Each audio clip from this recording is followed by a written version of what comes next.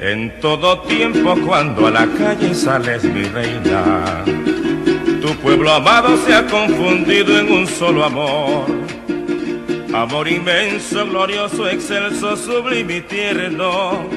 Amor celeste, divino y santo hacia tu bondad. Madre mía, si el gobierno no ayuda al pueblo zuliano, tendré que meter la mano y mandarlos para el infierno. Madre mía, si el gobierno no ayuda al pueblo zuliano, tendré que meter la mano y mandarlos para el infierno. Gracias, mi equipo de producción. La gaita protesta tradicional presente hoy día del gaitero. Esa gaita que refleja la dura realidad de un Estado que lo ha dado todo, lo ha entregado todo a distintos gobiernos, pero indudablemente el revolucionario rompió los récords. Nunca antes el Zulia había estado en su peor momento, en su tragedia más cumplida que en estos momentos. Nunca antes esta gaita ha tenido tanta vigencia entre nosotros. Ricardo Cepeda la pegó. Y yo creo que vale la pena recordar, y de verdad estamos todos en esa bajada de la Virgen, todos coincidíamos en el clamor de un Zulia que lo han despojado, que lo han desnudado, que le han acabado la realidad y el orgullo de ese gentilicio de las grandes o pocas cosas, pero indudablemente eran las cosas. No en vano el Zulia daba casi el 60% de la alimentación nacional salía del Zulia. Proteínas entre carnes y pollo y huevo, leche, producción platanera, que hablamos del petróleo y del carbón y que podemos hablar del tema pesquero.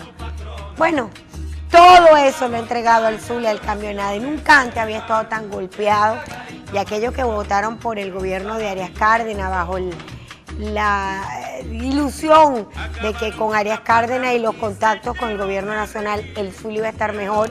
Bueno, ya tenemos la experiencia dada. Lo cierto es que nunca antes el Zulia había estado tan golpeado, y yo me uno al sentimiento de gaitero por el Día de la Gaita, que es nuestra canción protesta por excelencia.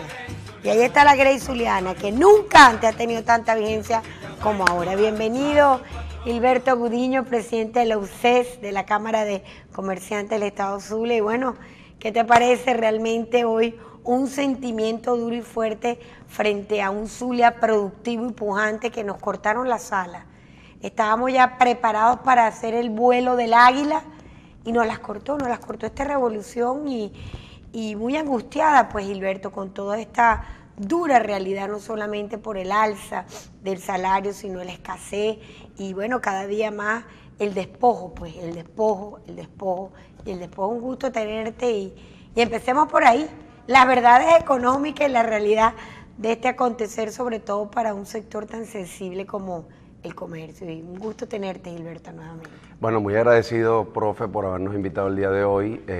Como usted muy bien lo señalaba, el Zulia es un estado con unas potencialidades enormes, que tiene unas riquezas impresionantes, que nos da por lo menos el empuje a seguir luchando por ese estado y por esta ciudad, que es la que nos va a permitir poder apoyar esos planes de transformación que se vienen para Venezuela, y que por más que lo intenten detener, el cambio se acerca, el cambio es cada día más evidente, y que no hay forma, no habrá manera de que ellos puedan obstaculizar este proceso de transformación que ya estamos viviendo. Maracaibo en el siglo XIX ya se había transformado en una ciudad ejemplo para el mundo antes de existir. Primera luz eléctrica, primeros trenes, primera cuestión de madera, creo, de Teatro Baral. Tantas cosas hermosas que se hicieron desde el Zulia y desde Maracaibo. Y fíjense que antes de existir el famoso Canal de Panamá, que hoy día es símbolo de desarrollo, símbolo de progreso en Centroamérica, nosotros ya teníamos un lago en Maracaibo desde el cual nos permitía poder conectarnos. Toda nuestra producción, cacao, café, podía salir a través de ese lago de Maracaibo hacia Norteamérica y hacia toda Europa. Y precisamente ya existía un canal, y era el canal de Maracaibo. Maracaibo se había transformado en esa ciudad pujante en pleno siglo XIX. No puede ser que en pleno siglo XXI, donde ya hemos entrado en una era moderna, donde hemos entrado en una era globalizada, estemos condenados pues precisamente a vivir procesos de oscuridad, donde lamentablemente el gobierno nacional, a través de sus políticas y de su modelo, nos ha condenado a todos los venezolanos a tener que sufrir no solamente desabastecimiento, no solamente escasez de medicina, sino a su vez nos ha quitado lo que se conoce como una gran ciudad, que es precisamente ese espacio de interacción entre sus ciudadanos y que lamentablemente con toda esta semilla ideológica que se sembró en Venezuela a inicios de este siglo XXI, lamentablemente nos ha condenado a vivir hoy este proceso de pobreza que lamentablemente ha condenado a la familia Las Maravini expectativas, Gilberto, frente a este nuevo aumento salarial. Yo lo que he oído es un clamor y un chillido, y fíjate, hacen el aumento salarial y la devaluación galopante, una cosa loca, creo que 300, 400 bolívares, o sea, ¿cómo se puede compensar eso? Y cómo el gobierno no termina de entender su incapacidad para unas líneas macroeconómicas de estabilidad y confianza que definitivamente ya este gobierno no las tiene, porque nadie cree en él, nadie le va a prestar dinero, y en esta conflictividad que se la pasa, somos nosotros del pueblo los que pegamos. Porque bueno, fíjate tú, tengo entendido que la hija de Chávez va a salir en un editorial como una de las mujeres más ricas de Latinoamérica, ni hablar de Ramírez, el ex PDVSA, que la fortuna se le estima en 11.000 millones de dólares, unas cosas locas, verdaderamente locas, frente a la pobreza que estamos lidiando, el común de los venezolanos, porque lo lidiamos todos, el empresario, el comerciante, el trabajador, y para de contar de ahí para abajo.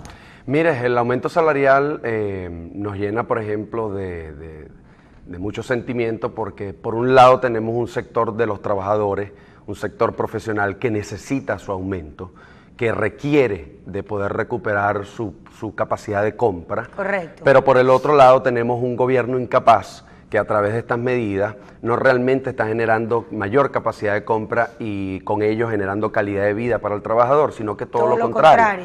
En este caso, hoy, un trabajador venezolano está ganando en promedio, con salario integral, con el nuevo aumento, más de 90.000 bolívares, que representa diariamente aproximadamente unos 3.000 bolívares. Yo le debo recordar a nuestros queridos televidentes que para el año 2013, finales del año 2013, el salario de un trabajador era precisamente de 3.000 bolívares en todo un mes. Imagínate. ¿Qué significa eso? Que hoy usted lo que ganaba en todo un mes en el año 2013 lo está ganando ahora en un día.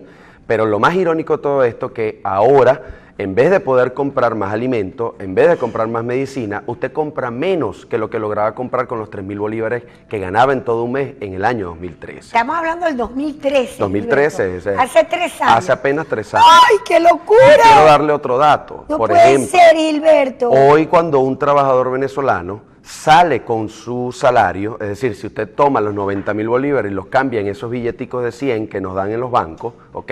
Usted esos 90.000 bolívares lo puede llenar, usted puede llenar completo un carrito de supermercado.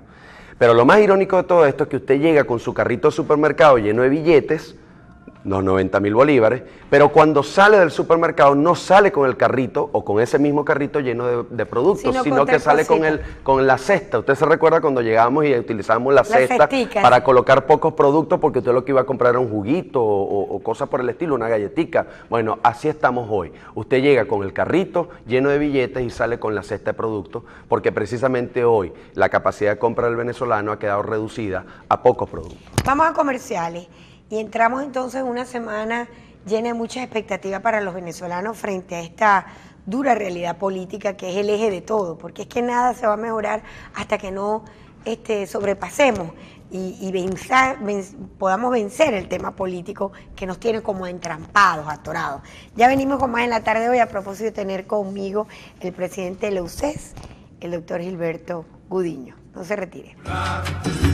Rodillas va a implorar a su patrona y una montaña de oraciones y esta gaita magistral el saladillo la entona la Grey Zuliana o el Rosario Popular. Yo estoy encantada porque verdad nunca ha estado más presente Ricardo Aguirre en este sentimiento de esta gaita que ha sido el símbolo de la protesta y ahora la cantamos con más volumen y con más sinceridad, porque cómo no, ahí está, acabaron con la plata y se echaron a reír. ¡Qué vigencia! Porque hay que ver con qué ironía estos boliburgueses andan por el mundo, luciendo millones y millones mientras el hambre y la pobreza y la destrucción pasa por Venezuela. Gente que en su vida trabajó en algo productivo, como vemos a Lorenzo ahí aferrado a sus empresas y dando la cara. No, nada de eso. Habría que averiguar cómo puede vivir la hija de Chávez tantos años y tan cómodamente en Nueva York, por ejemplo. O tanto boliburgués, y me contaron que la familia de Tarek El-Sami como que la sacaron ya. Y pare de contar tanta gente que vive como vive. Dicen que Estados Unidos está detrás de casi 15.000 millones de dólares de empresarios boliburgueses que no tienen cómo justificar su riqueza en ese imperio mismo que ellos critican tanto. Una semana de expectativas, Gilberto. Muy dura, muy sentida, muy... ¿Cuál es la visual que tiene el sector de comerciantes como ustedes ante estas mesas de diálogo y el temor, porque tengo entendido por los artículos que te estaba leyendo, que tienen un temor ustedes que lo político se le vuelva a mezclar con lo empresarial, cuando ustedes están claros que no hay manera de salir adelante hasta que no se resuelva lo político? Sí, precisamente desde hace unos 4 días aproximadamente hemos estado escuchando por distintos voceros del gobierno que dentro de las mesas de diálogo tiene que reinar o tiene que colocarse en la agenda el tema económico, porque, bueno, hay que buscar soluciones a la situación económica para poder salir de la crisis. Estamos todos de acuerdo que hay que buscar soluciones, claro, pero la realidad es que esas soluciones tienen que buscarse en la raíz de las problemáticas que están ocasionando precisamente este entuerto económico que estamos viviendo. Por eso es que nosotros con mucho respeto lo señalamos y les decimos, señores, el problema aquí es político. Ustedes tienen que resolver esta grave crisis política que estamos viviendo a través de un modelo político que ustedes han impuesto en el país, que ha sido desarrollado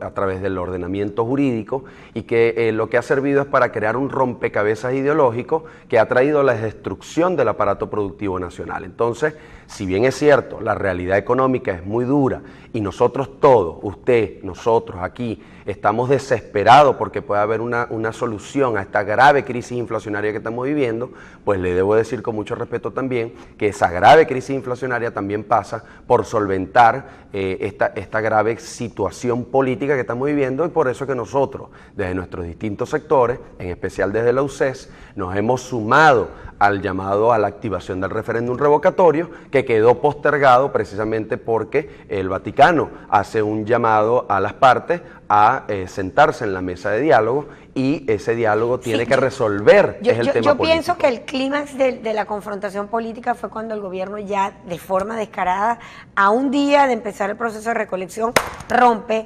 el revocatorio, nos los arrebata, aumenta la conflictividad y una propuesta que venía de ambos lados, tanto del lado del gobierno como nosotros, bueno, viene como a poner un poco de tranquilidad para ver si en esas mesas de diálogo se puede lograr el avance del tema político que nos tiene a todos tan agobiados. Yo comparto contigo ese sentimiento. Ahora, ¿qué expectativa, digamos, tienen ustedes, ya que están tan informados, frente a esa posibilidad de diálogo que se ha abierto para Venezuela, Gilberto? Mire, yo, y voy a dar mi opinión muy personal, creo que la situación es compleja. Creo que lo que mejor nos puede suceder como venezolanos, como nación, como país, es que esto pueda tener una solución política, y esa salida política pasa ineludiblemente por la vía electoral, que es la vía pacífica para que cada uno de nosotros podamos expresar qué deseamos que suceda en Venezuela y qué no. Entonces, cuando se nos coarta, cuando se nos impide la activación de un proceso tan fundamental como lo es la activación de la vía electoral, y que constitucionalmente hablando está el mecanismo del referéndum revocatorio, cuando se obstaculiza ese proceso, entonces nos está generando una presión adicional a la ya crisis que estamos viviendo sobre el tema económico. Es decir, para nadie es un secreto que la población esperaba y aspiraba a través de la vía electoral poder resolver esta crisis política que de una buena vez le dé una solución a esta crisis económica. Ahora, las crisis económicas están en todos los sectores. Fíjate tú, tenemos un tema petrolero con unos derramamientos, una realidad, inclusive dicen que va a haber dificultad con el suministro de gasolina. Ayer informaba la empresa automotriz que han caído las ventas en un 95%. Una locura. Comerciantes, tú decías que de 10, 6 se están cerrando. ¿Esa fue la cifra que entregaste? Nosotros entregamos una cifra en la cual de cada 10 comerciantes que tenemos en el país, comerciantes, estamos hablando de los pequeños comerciantes, medianos comerciantes, ya 4 no tienen un solo trabajador en sus comercios. Es decir, estamos volviendo a la estructura familiar. A la estructura familiar que conocíamos en los años 60 y 70, que en esos años el propio comerciante atendía al público, pero la realidad es que cuando un país va en evolución y va en crecimiento y va en desarrollo, la realidad es que ese comerciante tiene que empezar a generar puestos de trabajo para que realmente haya un crecimiento económico. Hoy estamos viendo todo lo contrario. El comerciante vuelve a atender al público, el comerciante vuelve a bajar las cajas de los productos y está dejando por fuera la capacidad de generación de fuentes de empleo, que en definitiva es lo que le permite a las naciones desarrolladas o en vías de desarrollo poder generar estabilidad económica en todos los ciudadanos. Tú eres muy certero con los números. Si tú pudieras comparar la Venezuela de ahorita, ¿con qué año compararías la Venezuela de ahorita con la Venezuela del pasado? Yo hablaría... ¿60, 70? Yo hablaría... No, ni siquiera los años 60 o 70. Estamos hablando de estructura, pero desde el punto de vista económico como tal, estaríamos hablando de que Venezuela está retrocediendo a aquella Venezuela rural donde se criaron nuestros abuelos o nuestros padres.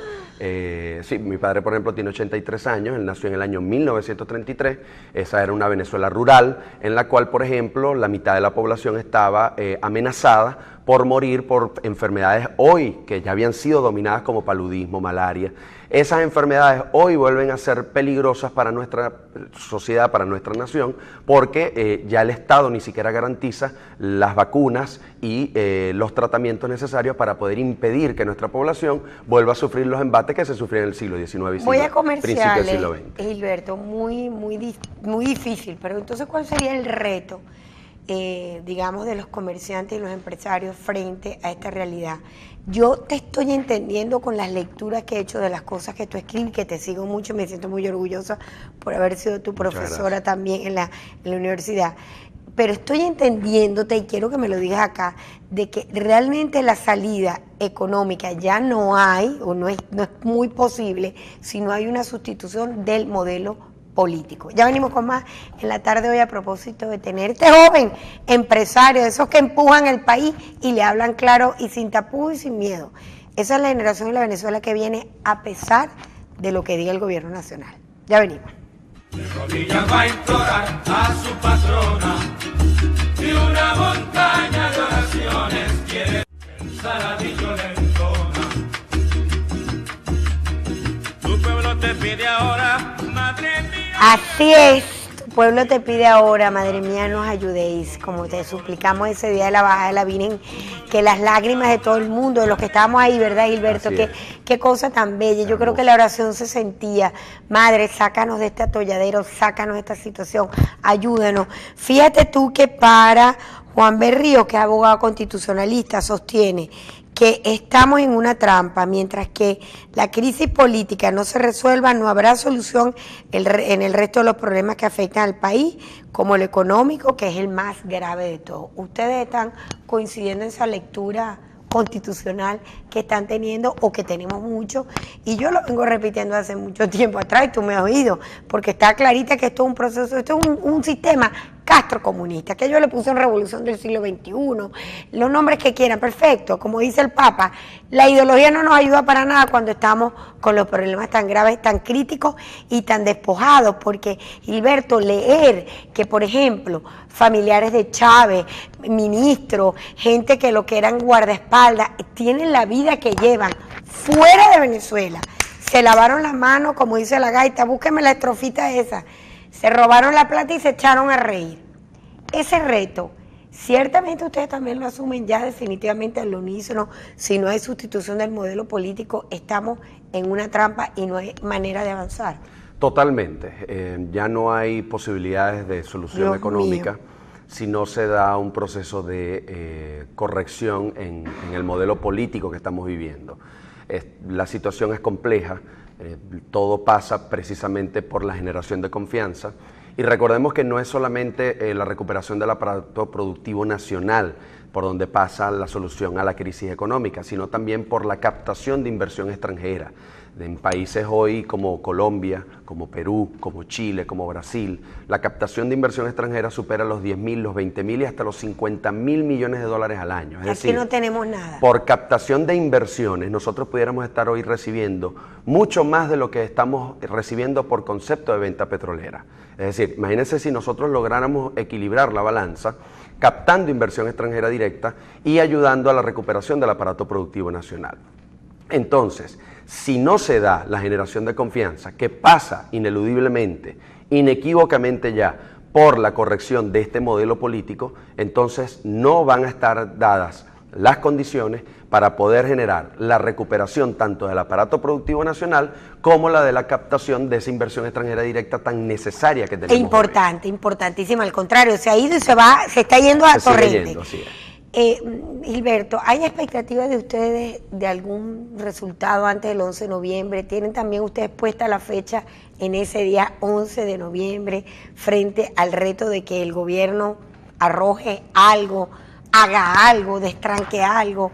¿Tienen ustedes la misma expectativa que el resto de los venezolanos? Como todos los venezolanos, tenemos también puesta la mirada sobre el 11 de noviembre, en una opinión muy personal y además compartida dentro de la mesa de nuestra Junta Directiva de la UCES. Realmente tenemos muy pocas esperanzas porque ya entre el año 2013, 2014 y 2015 nosotros fuimos parte pues de esas mesas de diálogo. Directamente el sector empresarial se sentó en la mesa de diálogo que el gobierno llamaba y se le generaron una serie de propuestas. Yo recuerdo ese momento y discúlpame, Gilberto, las verdades mentirosas de Maduro. Así es. Todavía me acuerdo de la propuesta que hizo el sector de arroz a este presidente irresponsable, incompetente, incapaz, en donde le hicieron una propuesta y en 2 años estaban rescatando la producción para volver a empezar a exportar arroz. Estoy hablando de cuando él se lo nombraron en el 2013. 2 años propuso y siempre habló de ese proyecto porque fue el que más manejé y conocí, y ellos vinieron al programa y lo mostraron. Esto se lo pusimos al presidente. Qué inercia, qué ineptitud, qué incapacidad para sentir la necesidad de gobernar en bien del pueblo. Y fíjese que parte de las soluciones que nosotros les planteamos en mesa para evitar llegar a esta grave crisis que estamos viviendo en pleno año 2016 y que tiende a profundizarse para el año 2017, era que había que desmontar el control de cambio. Y ellos decían que el control de cambio, lo decían públicamente, era para defender las reservas internacionales, evitar la especulación, etcétera, etcétera. Y resulta que hoy las reservas internacionales están venidas a menos. Hoy por cada venezolano no hay más de $300, ¿ok? Por cada venezolano las reservas per cápita no garantiza más de $300. No puede ser. Cuando nuestra deuda per cápita, es decir, la deuda que tenemos cada uno de nosotros y la deuda que tienen nuestros hijos y todo aquel que está por nacer, es de aproximadamente unos $6.000 a $7.000. Es decir, entre reservas no hay la capacidad de garantizar la deuda venezolana y estamos entonces condenando el futuro de las generaciones de relevo, el futuro de las generaciones que ya han nacido, que nacieron en pleno año 2010, 2005, 2015 y que lamentablemente este gobierno no termina de comprender de que es su modelo político, su modelo ideológico el que está ocasionando esta grave crisis. Otro de los elementos que colocamos en la mesa era el control de precios, que queda en evidencia, por ejemplo, en nuestro estado Zulia, cuando vemos que una harina precocida llega a precios de 2.000 bolívares el paquetico, y resulta que la empresa que se encarga de producirlo aquí en Venezuela tiene condenado el precio a 190 bolívares y eso no les permite ni siquiera garantizar el costo de producción. Ahora bien, esta empresa que produce en Venezuela, que usted mismo señalaba, Lorenzo Mendoza, ellos dicen que su costo de producción y una ganancia por lo menos equilibrada para poder mantener la operatividad de la empresa pudiera estar entre unos 600, 700, 800 bolívares. Supongamos que está en 1.000 bolívares. Bueno, a 1.000 bolívares representa el 50% apenas del precio que estamos pagando hoy por esa harina colombiana que está llegando a Venezuela. Sí, pero es que ahí es donde está el enchufado del gobierno. Claro. Y ahí están los reales. Pero si no pagan ni aranceles, por lo menos lo que entra por aquí, por el Zulia, que todo el mundo sabe quién está montado en ese negocio y todo el mundo lo dice a todos los ambientes y lugares y se pasean en los moteles y en la vida como si no partieran un plato. Y yo quiero agregarle algo. Y sin embargo, nosotros no tenemos miedo de que ese producto pueda entrar al país.